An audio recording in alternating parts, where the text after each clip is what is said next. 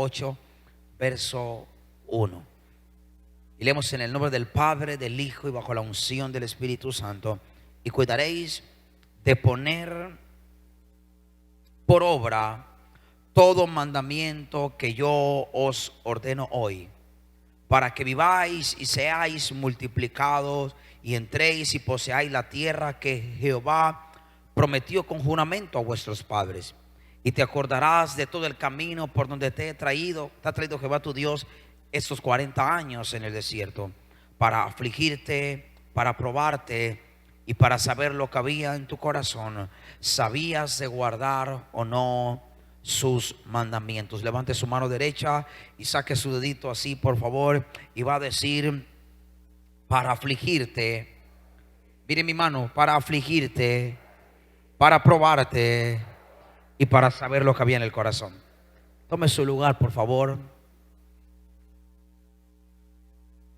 Para afligirte, para probarte y para saber lo que había en tu corazón. Parece que la historia del pueblo de Israel habla el Señor diciendo de qué cosas hizo y cuál fue la intención de hacer algunas de esas cosas. Y dice: para afligirte, para probarte y para saber lo que había en el corazón. Eso me dice a mí que Dios es un Dios de proceso. Diga conmigo: Dios es un Dios de proceso.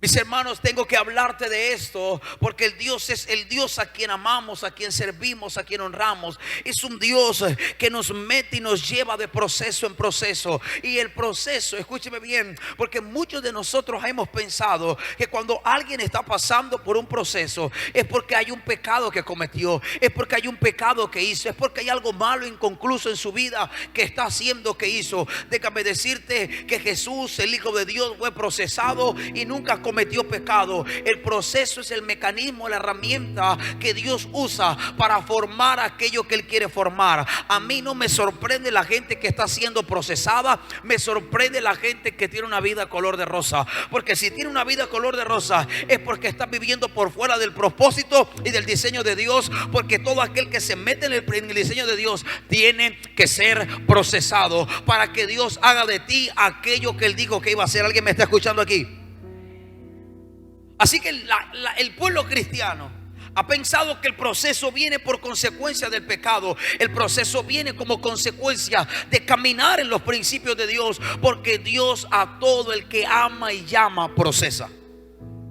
Diga conmigo: son necesarios los procesos.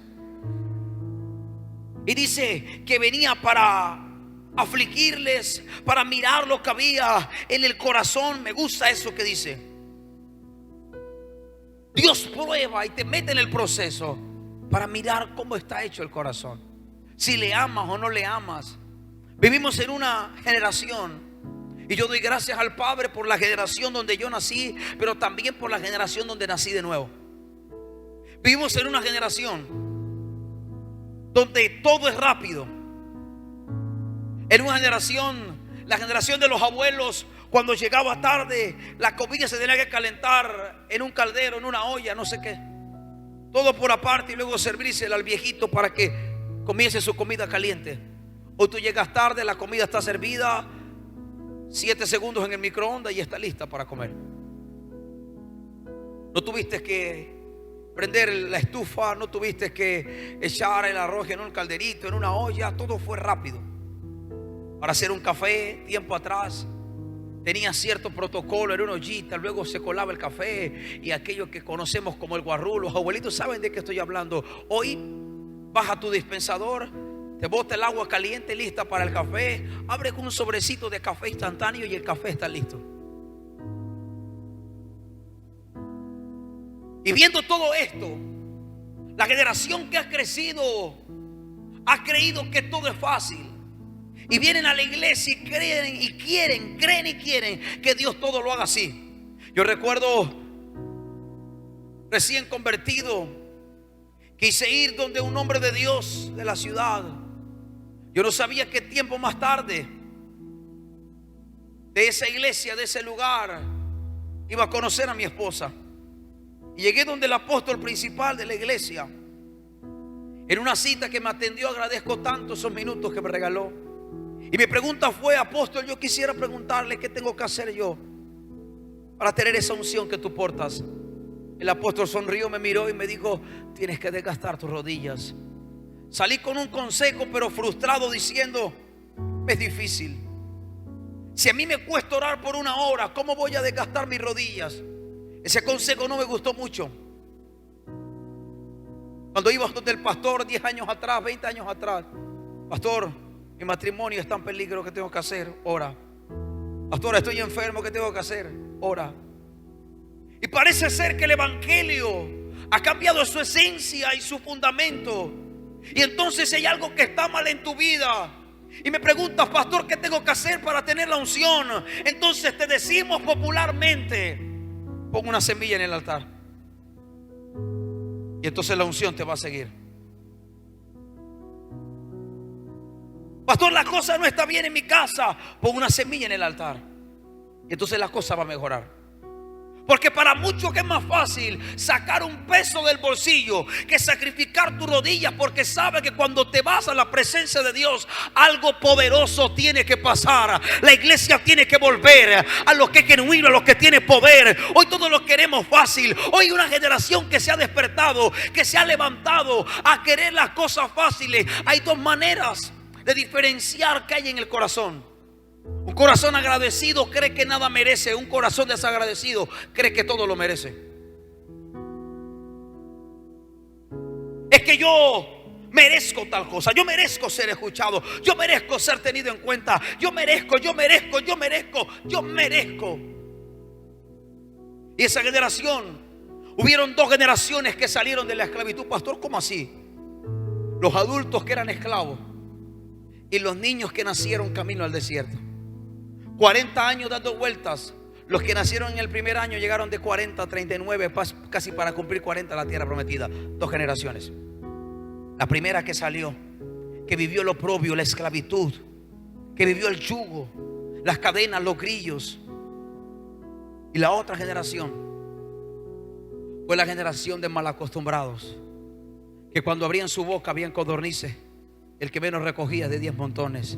Cuando se cansaron del maná, que pidieron carne. Cuando querían agua de la roca, salió agua. La nube iba con ellos, la columna de fuego iba con ellos. Una generación que se malacostumbró y quería todas las cosas ya, todas las cosas sin ser procesadas. ¿Sabe por qué la gente que salió de Egipto podía valorar, aunque los corazones se inclinaron a otras cosas? Y por eso, con todo el oro que trajeron de Egipto, lo primero que hicieron fue levantar un becerro y decirle al becerro: tú fuiste quien nos sacaste de las pesadas cargas y tareas de Egipto.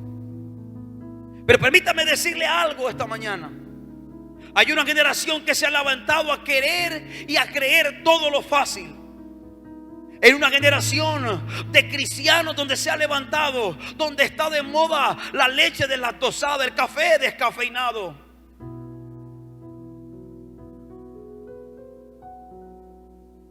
En una generación donde se ha levantado y nos hemos levantado con un concepto light.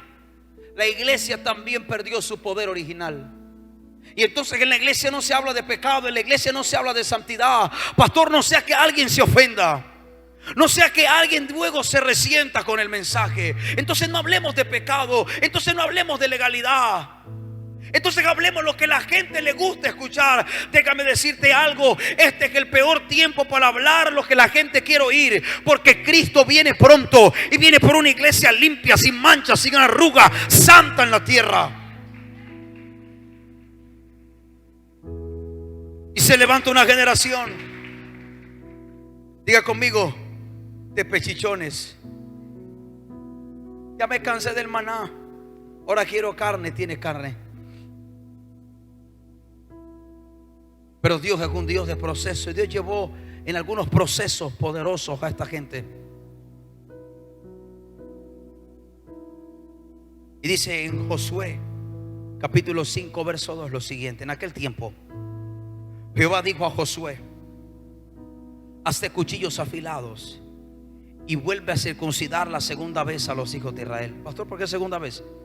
Porque la primera generación había sido circuncidada, pero se había levantado una generación incircuncisa en medio del desierto. Y Josué se hizo cuchillos afilados y circuncidó a los hijos de Israel en el collado de Aralot. Esta es la causa por la cual José los circuncidó, Todo el pueblo que había salido de Egipto, los varones y todos los hombres de guerra, habían muerto en el desierto por el camino. Y después que salieron de Egipto, pues todos los del pueblo que habían salido estaban circuncidados, más todo el pueblo que había nacido en el desierto por el camino, después que hubieron salido de Egipto, no estaban circuncidados. Porque los hijos de Israel anduvieron por el desierto 40 años hasta que todos los hombres de guerra que habían salido de Egipto fueron consumidos, por cuanto no obedecieron la voz de Jehová. Por lo cual Jehová les juró que no les dejaría ver la tierra la cual Jehová había jurado a sus padres que no la daría, tierra que fluye leche y miel. A los hijos de ellos que él había hecho suceder en su lugar, Josué los circuncidó, pues eran incircuncisos, porque no habían sido circuncidados por el camino. Y cuando acabaron de circuncidar a toda la gente, se quedaron en el mismo lugar en el campamento hasta que sanaron. Y Jehová dijo a Josué: hoy he quitado de vosotros el oprobio de Egipto, por lo cual el nombre de aquel lugar fue llamado Gilgal hasta hoy. Y los hijos de Israel acamparon en Gilgal y celebraron la Pascua a los 14 días del mes por la tarde en los llanos de Jericó. Al otro día de la Pascua comieron del fruto de la tierra, los panes sin levadura, y el mismo día espigas nuevas tostadas. Y el maná cesó el día siguiente, desde que comenzaron a comer el fruto de la tierra. Y los hijos de Israel nunca más tuvieron maná, sino que comieron de los frutos de la tierra de Canaán aquel año. Me gusta la manera como Dios guiaba a su pueblo en grandes victorias. Es impresionante. Dios, para cada problema y batalla que enfrente, siempre tiene una estrategia. Hoy te quiero hablar de ese Dios de las estrategias, de esas estrategias que son comunes y son parámetros de nuestra vida para poder vencer las batallas. Lo que aplica a ellos también aplica también a nosotros en el siglo XXI. Por eso vemos en la Biblia batallas impresionantes, pero muchas veces no vemos los procesos por el cual Dios le dio la victoria en medio de esas batallas. Hay una historia muy fantabulosa cuando los muros de Jericó cayeron. Ustedes dicen, bueno, qué bendición, unos muros que cayeron con un grito. Ahorita vamos a aprender un poquito más de eso, y pueda que nosotros pretendamos que las cosas sucedan cuando yo grite, pero tendré que decir de ese grito, para los eruditos y teólogos bíblicos, era alabanza. Por eso dicen que después que los muros cayeron, ellos siguieron gritando 7 días más, siguieron adorando, siguieron alabando a Dios. Y eso lo vamos a hablar en un punto 3 que voy a tocar al final. Ellos siguieron exaltando el nombre de Dios. Pero escúcheme bien, antes de que los muros de Jericó cayeran, lo primero que hicieron fue circuncidarse. Esa fue la primera batalla que Dios les dio, cuando ya ellos empezaron a comer de frutos de la tierra y conquistaron Jericó. Esa conquista vino como propósito y como consecuencia de haber ellos circuncidado el corazón. La circuncisión era un pacto íntimo con Abba, era un pacto íntimo con el Padre. Y cuando ellos se circuncidaron, entonces la victoria vino de camino para ellos. No fue que, ay, sí, Dios les dio la victoria porque sí. Es que la gente puede ver tus victorias, pero nunca ve tus sacrificios. Es que la gente puede ver tus logros, pero nunca va a poder ver el precio que te ha tocado pagar para ver esos logros. Déjeme decirle algo, hoy es muy fácil que alguien pregunte, ay, ¿y cómo yo tengo la unción, pastor? Vengo a un servicio, le impongo la mano y ya se va ungido. No, no, no, y 1000 veces no. Porque la unción no es lo que recibe, es lo que sostiene con el pasar de los años. Y lo que le da peso y validez al poder de Dios en tu vida es el peso de gloria que cargas, producto de los procesos por el cual el Padre te ha metido y te ha introducido para perfeccionar su diseño, su propósito y su carácter en tu vida. ¿Alguien me está entendiendo en esta mañana? Esto no es venir y caer. Esto no es venir y caer al suelo y llorar y ya me voy ungido. Hace unos años atrás prediqué en un congreso aquí en la ciudad. Y un domingo después del servicio, a las 5 de la tarde o 6, me tocó cerrar ese congreso. Me tocó, predicar antes del cierre. Y el apóstol principal de esa casa iba a cerrar. Le dije a mi esposa, el apóstol me escuchó predicar. No lo voy a hacer por protocolo, yo quiero quedarme, quiero escucharlo predicar. Le dije, quedémonos. Me senté, escuché al apóstol. Y cuando ese hombre subió, yo le dije a mi esposa, no sé qué percibes, pero yo percibo una unción, no que vino del tiempo de oración de ayer y está ungido. Yo no percibo la unción que vino del ayuno que hizo la semana pasada. Yo no percibo en él la unción que hizo de la vigilia que hizo ayer. Yo percibo una unción espesa y vasta, producto del proceso de Dios en la vida del hombre. Déjeme decirle algo. Lo que le da peso a lo que porto ha sido los procesos por el cual el Padre me ha introducido. Yo puedo venir a predicar aquí con la oración que hice ayer y el servicio será muy bonito, será muy bendecido. Pero yo puedo predicar aquí en el altar con la unción y el peso del proceso por donde el Padre me ha introducido. Déjame decirte que lo que le da validez al diseño de Dios en tu vida es el peso del proceso por donde tú y yo hemos estado pasando. En medio de una generación que le huye a los procesos, necesitamos hijos que le den la cara a los procesos, porque son los procesos los que hacen consolidar y madurar el diseño de Dios en nosotros. Si Jesús no hubiese sido procesado, su sacrificio no hubiese sido excelente para que su vida bendijera la tuya y la mía y a esta generación. Pero fue su proceso. Padre mío, ¿por qué me has abandonado? Pedro, y tú no has podido siquiera velar conmigo una hora. Soledad. Lo primero que hay que hacer en medio de nuestro proceso es circuncidar el corazón.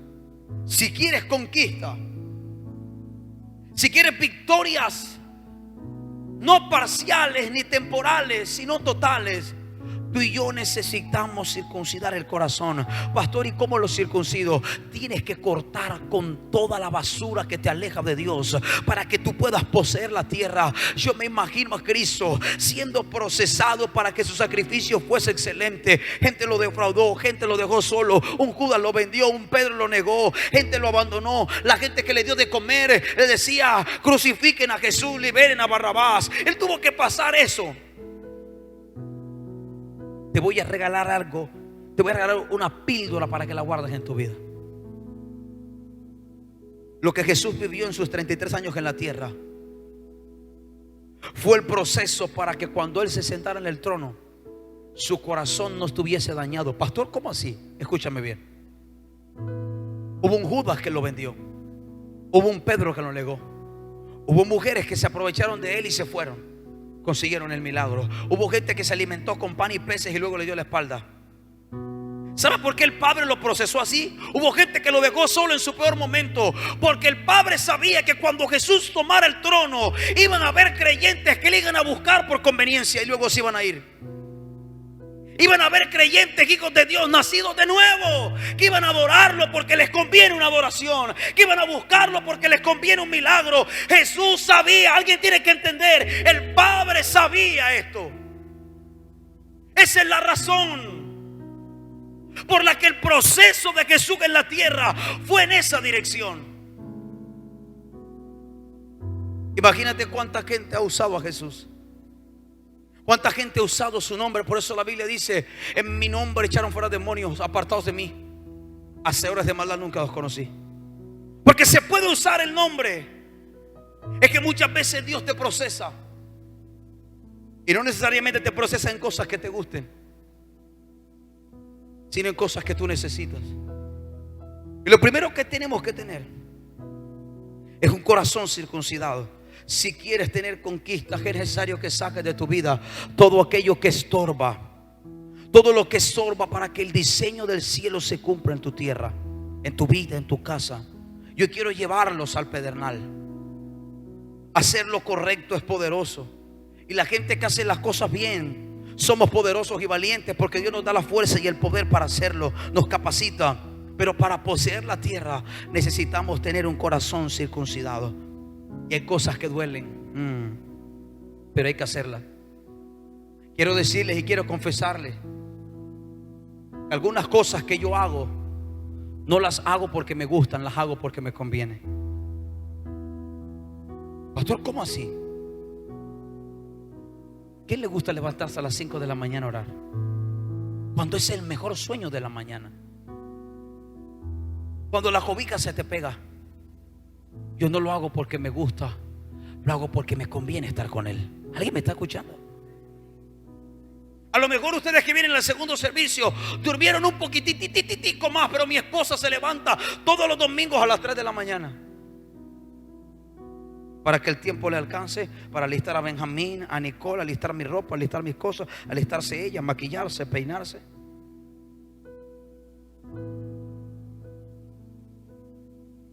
Si yo le preguntara, ¿te gusta? A lo mejor me dijera, no me gusta levantarme a esa hora. Porque modestia aparte, no nos acostamos a las 8 de la noche. Nos acostamos a las 11, a veces a las 12 y a veces a la 1. Ella se levanta a esa hora, yo con nada me levanto a esa hora. Pero la circuncisión te va a doler, te va a costar, y hay cosas que te van a doler. Pero déjame decirte que el dolor es temporero, pero los frutos, escúchame bien, son eternos. La circuncisión producía un dolor que la gente al tercer día empezaba a sentir el dolor intenso y tenían que durar fuera sanándose con ceniza hasta que eso cicatrizara. Yo me imagino el dolor intenso de lo que es una circuncisión, porque hay cosas que cortarlas te duelen, pero mañana van a producir fruto. Yo no sé qué cosas tienes que cortar en tu vida que te van a doler, que te van a costar, pero te aseguro en el nombre del Padre que mañana van a producir frutos de vida abundantes en tu vida. Los egipcios que en la tierra se burlaban de ellos.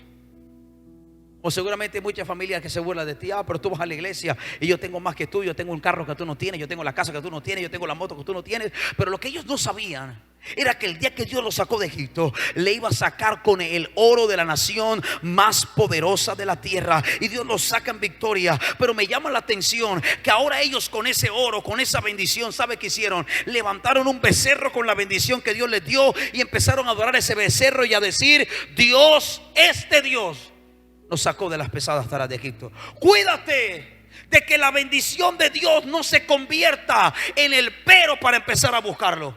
Porque hay gente que cuando no tiene busca a Dios, pero cuando tiene hace pero para buscarlo. Yo conozco gente que no tenía moto, y cuando no tenía moto venía a la iglesia, pero ahora que tiene moto dice: no vengo el viernes porque el viernes es sin moto. Entonces tú le estás diciendo a Dios: cuando no tenía moto me consagraba, pero ahora que la tengo, entonces yo como que no voy a la iglesia. Hay gente que cuando no tenía carro venía, pero ahora que tiene dice: es que el viernes que estoy de pico y placa.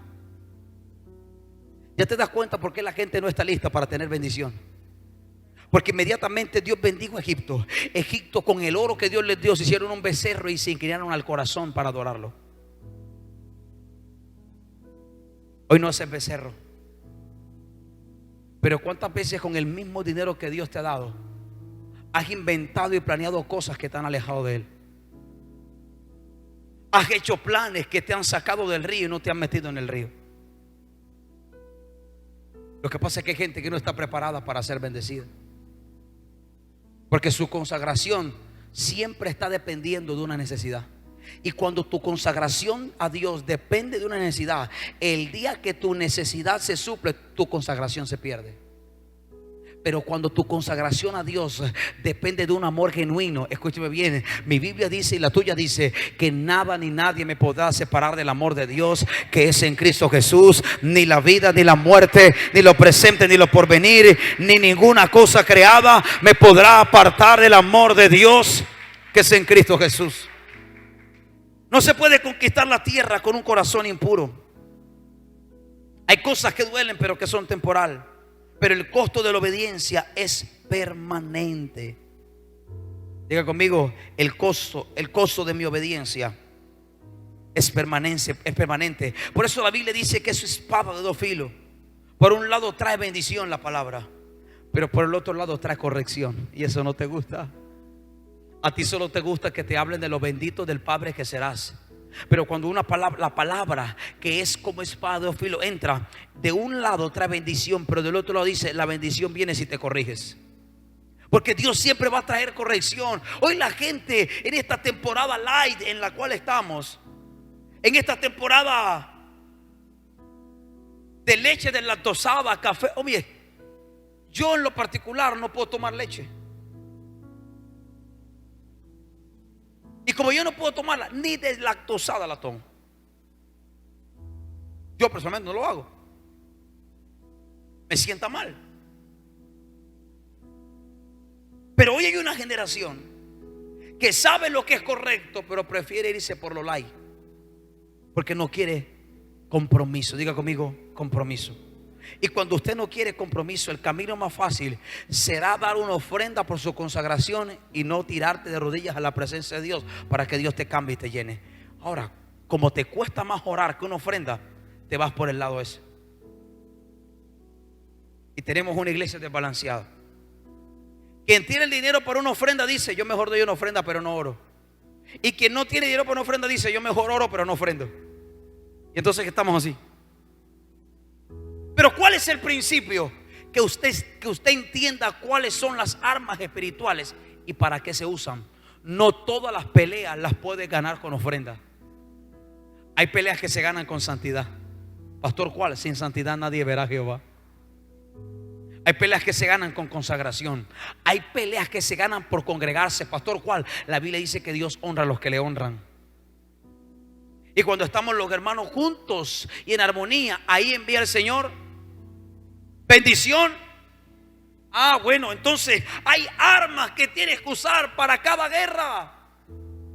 Pero la iglesia laica contemporánea de hoy, y yo bendigo al Padre por el tiempo que me convertí, que las cosas no se conseguían con ofrenda, se conseguían con amor, con devoción, con oración, con fuego. Tenemos que volver al tiempo donde la iglesia conseguía todo con oración y dejar de creer que todo lo vamos a conseguir con una ofrenda, porque tenemos una iglesia prostituta, escasa de Dios.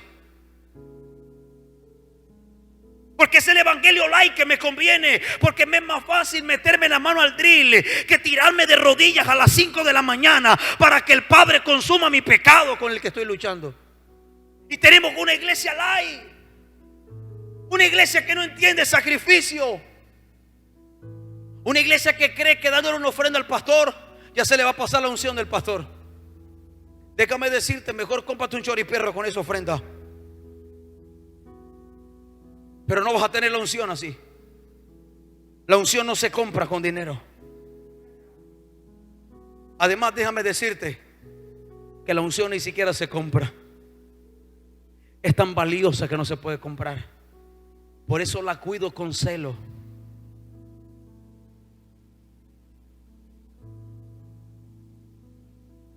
Porque no tiene precio. El precio es muy alto. Se llama rendición. Muerte al yo, muerte al ego, muerto a tu corazón, muerte a tu carne. Y tú no sabes cuánto me ha tocado matar esta carne y cuánto me ha costado matarla para vendértela por unos cuantos pesos. No, papá, no estoy dispuesto a negociarla. Pero hoy una generación se ha levantado a creer que todo lo merece y decir: si yo soy hijo del pastor, esa unción me tiene que seguir. Como si el ministerio se recibiera solo por herencia, sin devoción, sin santidad, sin ética, sin integridad. Diga conmigo, necesito consagración.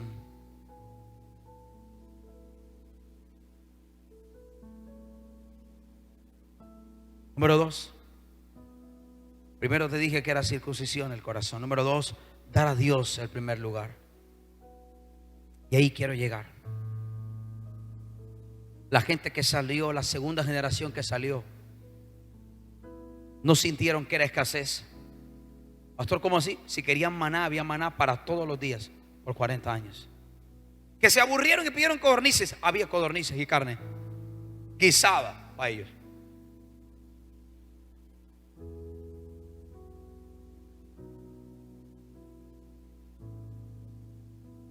Entonces creció una generación que sabía que era ser esclavo. Ojo bien. Y en esa misma generación nació una generación que creía que todo lo merecían, porque cuando abrían sus ojos, ahí estaba el maná. Ellos tenían que agacharse, recogerlo y comerlo. No tuvieron que trabajar como sus padres, como esclavos, para medio tener la ración del día. Comida de esclavo, comida de balde. ¿Sabe qué comían los esclavos? Después que todos comían, lo que quedaba lo echaban en un balde, y esa era la comida que repartían a los esclavos. Israel era esclavo en Egipto. Así que esa nueva generación que creció en Israel en medio del desierto, nunca supieron que fue comer comida de balde, sino pan de nobles. Maná significa pan de nobles. Así que esta gente tenía otro estrato, tú sabes. Sigue pasando ya en la iglesia. La gente hasta mi generación en la fe sabe lo que cuestan las cosas en Dios. Sabe que hay que pagar un precio por vivir en santidad. Y no tiene nada que ver con coger una escoba o un trapero. Porque hay mucha gente que llega y dice: uy, ya yo pagué el precio. Yo cuando llegué a la iglesia lavé baño, hice aseo, limpié la cosa, pinté. Si eso es pagar precio, yo todavía lo estoy pagando hasta la semana pasada o esta semana que pinté el altar y cerramos la batería y pinté. Entonces yo debo estar pagando el precio todavía. Qué bendito de Jehová usted que ya tiene un año y ya dejó de pagarlo. Yo todavía lo sigo pagando y tengo 20 años en esto. ¿Quién dijo que eso es pagar precio? Eso se llama servicio. Lo que pasa es que cuando crecen en la iglesia ya crees que hay cosas que son dignas de ti y otras no tan dignas. Se llama orgullo. Si has crecido tanto que ya no es digno para ti coger una escoba, es porque el Leviatán te enrolló hace mucho tiempo y no te diste cuenta. Todavía barro el altar, todavía limpio el altar, todavía pinto las paredes, todavía limpio el piso, todavía barro afuera, todavía limpio las sillas, todavía. Y no lo hago para que tú me veas, porque en la vida he subido una foto. Lo hago porque es mi responsabilidad con Abba, porque estoy agradecido por lo que Él hizo conmigo. Uy, el precio es lavar baño, el precio es ir a un encuentro y hacer aseo y servir la comida a los encuentristas. Ya yo pagué el precio, ahora estoy en el nivel de conferencista internacional. ¿Qué? Eso te lo vendió el evangelio light. Y has pensado que el precio es el servicio y el precio es la muerte a tu yo, que está más vivo que nunca. ¿Alguien me está entendiendo? ¿O será que solo por la internet me están entendiendo? Dar a Dios el primer lugar. En la derrota de Jericó se caen los muros, y esa derrota y esos muros era la primicia, era la primera ofrenda, era la primera batalla para Dios. Ellos decían: vamos a adorar. ¿Sabe usted que no fue un grito como que ¡ah! Si con ese grito los muros cayeron de Jericó, ¿por qué su casa no se ha caído si usted para gritando todo el día? No fueron esos gritos. Eso fue alabanza, eso fue adoración. Eso no fue un grito de no. Fue que la gente empezó a adorar. Y cuando la gente empezó a adorar, todo lo que se oponía para conquistar la tierra empezó a caer. Porque yo creo, todavía voy a predicar hasta que Cristo venga, que la adoración tiene el poder para derribar los más grandes obstáculos, para reventar las más grandes murallas. Todavía la adoración tiene el poder para cambiar el corazón de un mundo. Por eso lo que hicimos ayer no fue predicar. Yo no dije abre tu Biblia. Yo nunca prediqué, yo predico desde un púlpito. Lo que hicimos en cada calle fue orar, decretar la palabra y levantar altares de adoración en cada lugar donde nos paramos. Porque la gente no necesita la predicación, porque yo soy la predicación que la gente necesita ver. La gente necesita que la atmósfera sea cambiada y llena de una unción nueva y fresca del Espíritu Santo. Ayer yo no prediqué. Y usted creyendo que era predicando. No es predicando. Porque la palabra nunca puede llegar si la tierra no está lista. Es que yo he visto a muchos hermanos en Basurto, en la avenida del Lago, porque la Biblia dice, con el parlantico. ¿Usted los ha visto? Yo paso por ahí, yo me creo mormón o testigo de Jehová, no los conozco. ¿Esa gente quiénes son? Me da vergüenza ajena lo que hacen. Pastor, ¿por qué? Lo voy a decir y me importa un bledo que estén vivos. Porque estoy predicando, porque la Biblia dice, porque Cristo viene pronto, porque... Y los hermanos con la tulita.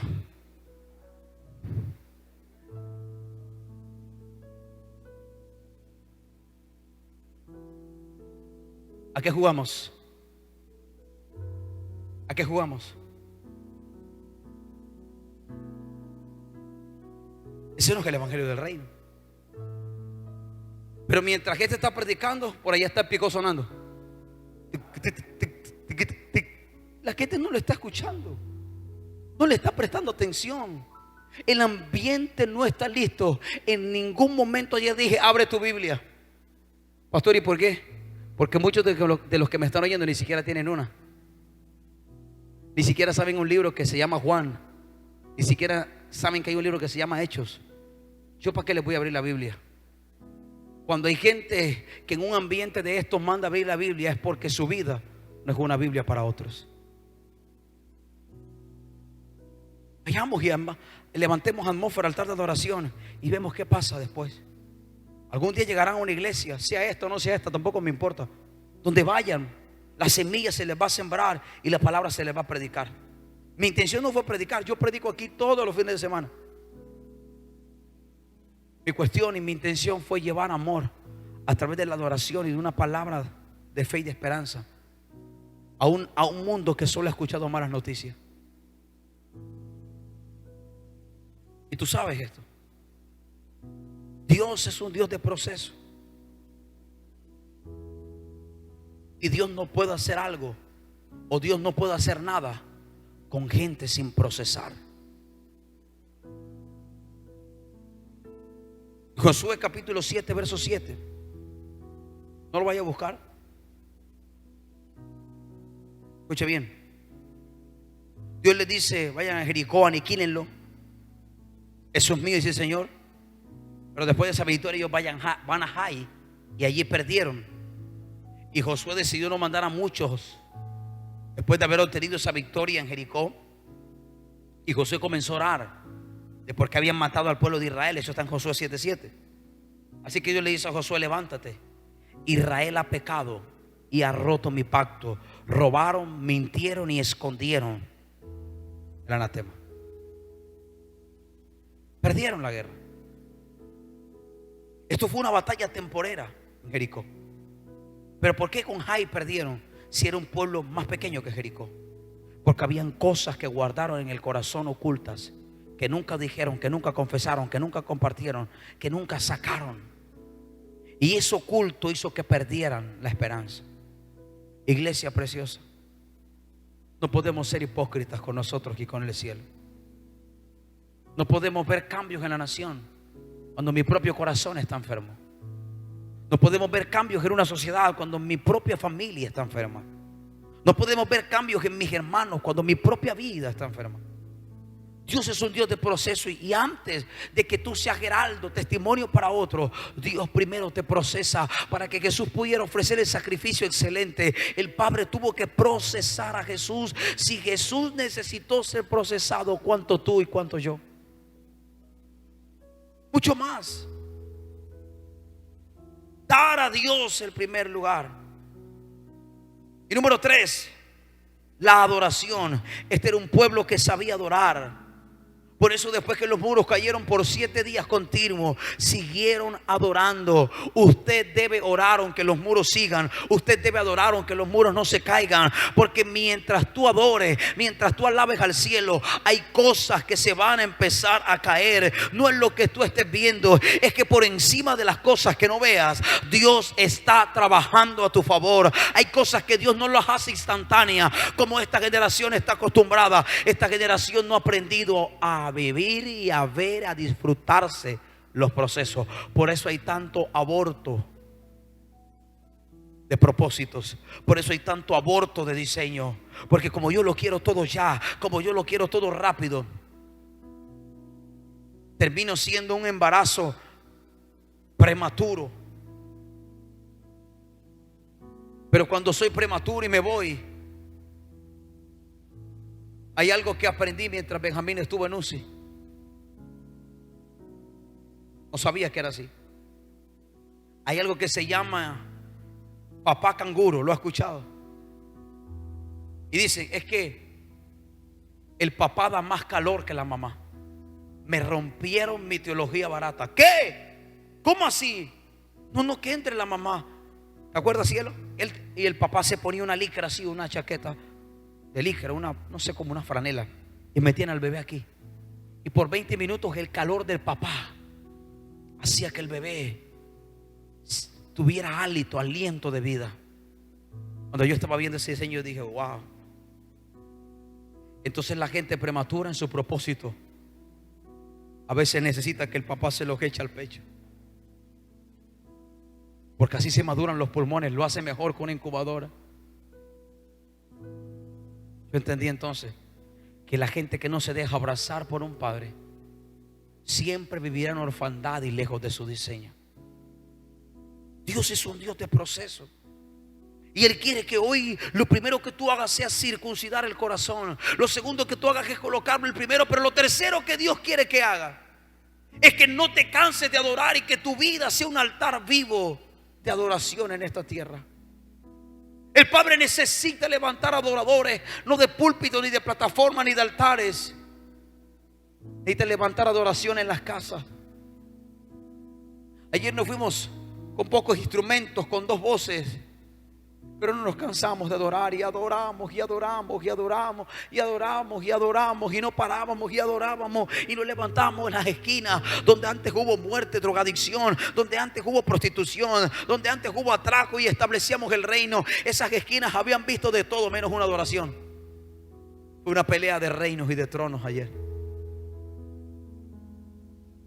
No sé si le pasó.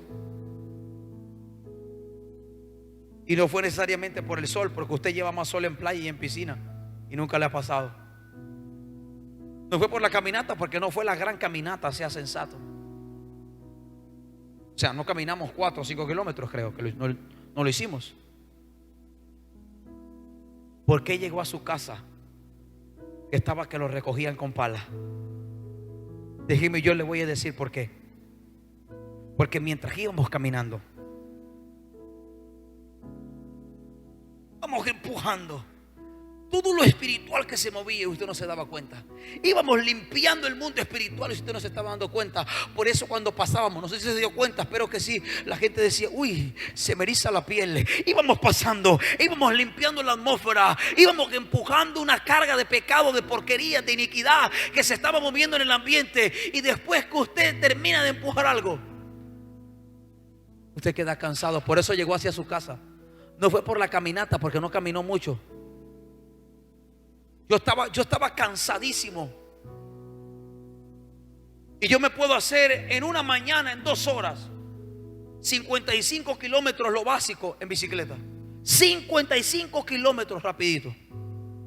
En 3 horas me echo hasta 90, 99, 100 kilómetros. En cicla.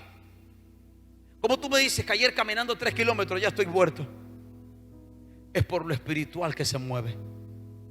Pastor Benny dice en uno de sus libros de salud: 1 hora de ministración equivalen casi a 8 horas laborales diarias,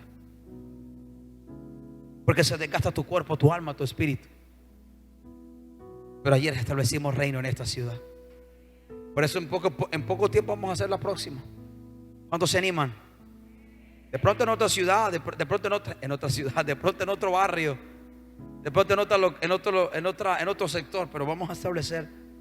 Bueno, ¿y por qué no en otra ciudad, verdad? Colóquese de pie, por favor, un momento.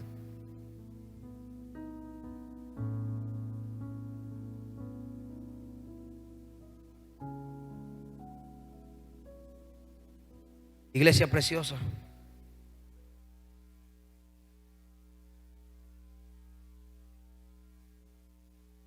en medio de una generación que cree que todo lo merece, se necesita levantar una generación que tema al Señor y agradezca. El corazón desagradecido cree que todo lo merece. Se ofende porque no se le dio lo que él dice que merecía. El corazón agradecido se queda porque dice: yo no merezco nada, pero aún así me dieron. Eso es Dios. Yo creo que llegó el tiempo de que la iglesia de Jesús tome su posición, tome su herencia, tome su asignación. Pero una iglesia santa. Cristo viene pronto. Y lo único que puede ser que nuestro corazón cambie es un encuentro real con la gloria de Dios. Si hay algo que esta generación necesita, es un encuentro con Dios. Yo creo que esta generación no está perdida como piensan. Esta generación solo necesita un GPS. Y tú puedes ser el GPS para esa generación. Ellos no están perdidos. Lo que sucede es que si hay cristianos perdidos en sus propias iglesias, ¿cómo exigimos que una generación no esté así? La presencia de Dios puede ser el GPS que te vuelva a conectar con el corazón del Padre. Solo una iglesia llena de Dios podrá llenar un mundo afuera que está carente del cielo. Mi responsabilidad como pastor no es solo predicarte, es crear atmósferas del cielo para que tú puedas conectarte con Él. Y eso quiero que suceda en los próximos minutos. Así que levanta tus manos al cielo.